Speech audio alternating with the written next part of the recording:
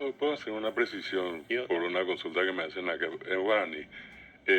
Hoy apoyo puru me imagina oncológico.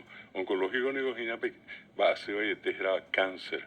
Apenas igo a ver va a ser te va a tu de droga bien. Y que tú con teléfono y puru have y que tú de pojano.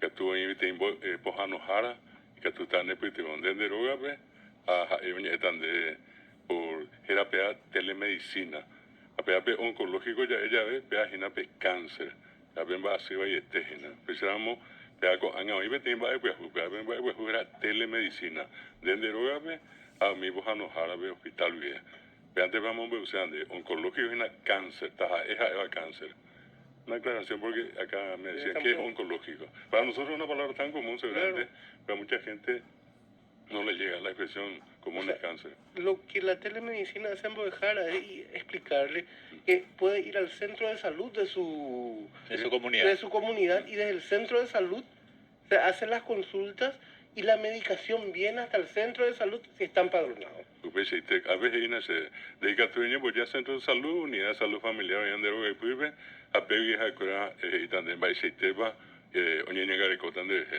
a nepetigotas y a pedir a ponjaje y que tú te apoyes muy grande ahí.